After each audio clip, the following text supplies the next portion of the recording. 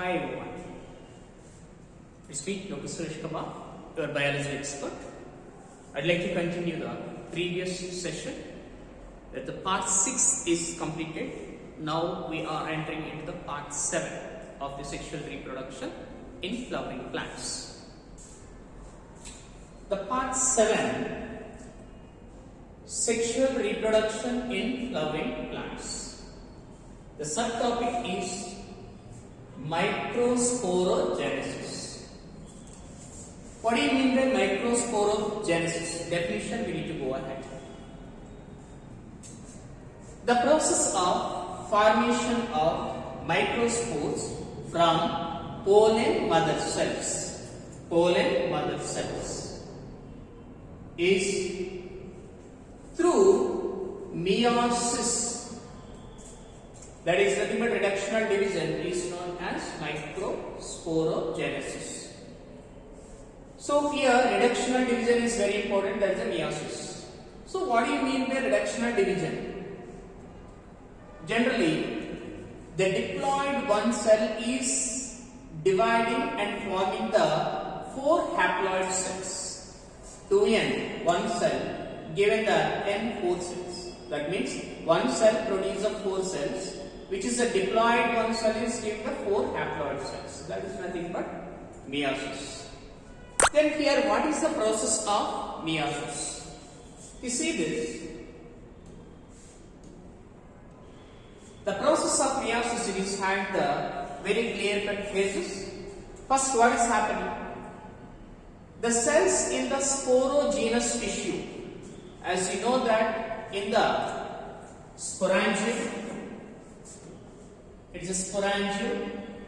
Centrally, there is a sporogenous tissue. This is the centrally located sporogenous tissue. This is sporangium. And it is a sporogenous tissue.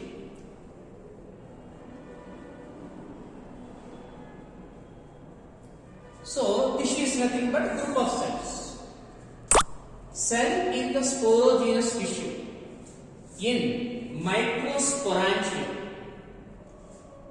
undergoes meiosis during anther development and forms microspore tetrad. Then next, each cell in the microspore tetrad is known as microspore mother cell. And that microspore mother cell is nothing but a potential pollen grain. And later, it is converting into the one pollen grain. One microspore mother cell or potential pollen develops into the pollen grain. That is, it is a descriptive manner I have mentioned here. If you see this, same simultaneously, sporogenous tissue, this is a sporogenous tissue, and one cell, the cell of the sporogenous tissue is having the diploid condition, then it is undergoes the meiosis, then it is producing the microspore tetrad. 1, 2, 3, 4 microspore tetrad. Then microspore mother cell, PMC, microspore mother cell, each one is nothing but microspore mother cell. Suppose this microspore mother cell. Then each microspore mother cell, here 4 microspore mother cells are there. These 4 microspore mother cells are producing the 4 pollen grains. 4 pollen grains. Now, one important thing we should come to know that initially the microspore tetrad is in the form of cluster of 4 cells. Cluster of 4 cells. This is important for us. Cluster of 4 cells. Then, this is the diagram. Cluster, microspore tetrad as a cluster of 4 cells. Then afterwards, as the anther matures, anther is getting mature during the time, it gets, as the anther matures, and dehydrate, the 4 microspores of the tetrad dissociates. Dissociate means separate. Dissociates from each other and developed into 4 pollen grains. That means one tetrad can be able to produce a 4 pollen grain. That is only given this descriptive in the diagrammatic representation. This is the tetrad, microspore tetrad. One microspore tetrad gives rise during the anther maturation and dehydration. Then here these are the joined together, sticky gum-like structures are there. The dehydration approach is separated. So one microspore tetrad gives the 4 pollen grains. This is the important question. On this many application questions we will get it. Lastly I have mentioned. Now this is a end anther development. During the anther development, you know that during the time of structure of microsporangium, that time wall layers are there, epidermis, endothecium, middle layer, tapetum, everything is slowly dehydrated, and finally at the middle of this one lobe, 2 lobe, bilobes are there, no? In the middle of the 2 sporangia, it will be breakdown. At the same time, each sporangia, no, it is releasing its pollen grains into this, and finally it comes out. Even here also like that, pollen grains are coming like this, and here, and finally it is coming out. Then here it is previously it is like this. Here where this dehiscence is happening is in this area. In this area, dehiscence is happening. Then afterwards it is looking like this. Then finally if you see, inside of each microsporangium, several thousands of microspores are pollen grains. How many means several? Several microspores and pollen grains are formed. Here one calculation question has given. Very important question for us. Based on that, many questions we can expect.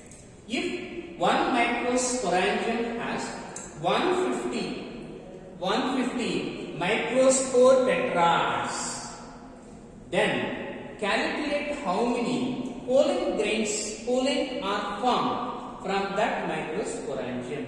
As you know that previously,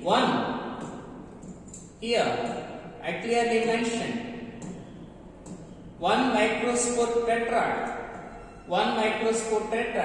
is given, it is a 1 microspore tetrad is given the 4 pollen grains. Now at the same time what we need to identify means calculation we need to do. That 1 tetrad gives rise 4 pollen grains. Then 150, how many pollen grains you get? 150 into 4, that equal to 600 pollen grains. Like this, the microsporogenesis related questions we can expect. Now here, as previously I told that slowly I will scroll the screen. Please grasp the things and then note. Then go ahead. If any doubt is there, please let me know that. Just give me a message to me in the YouTube.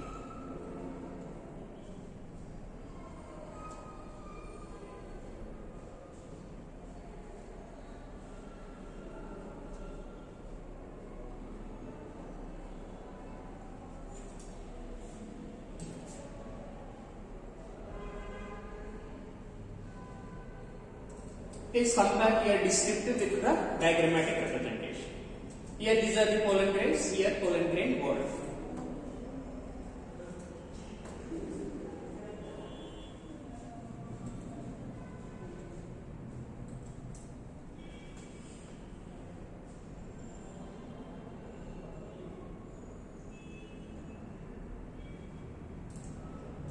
Need to go ahead here. This is a dehydration, then dehiscence of the anther wall layers are dehiscent, then afterwards pollen grains comes out. That the dehiscence helps in the pollen grain distribution from the sporangium to outside.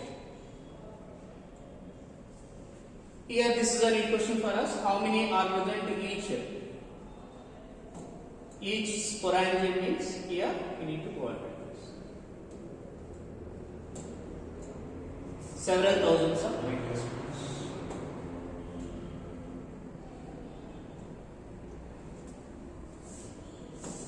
So like this, you please go ahead. It's very important for us.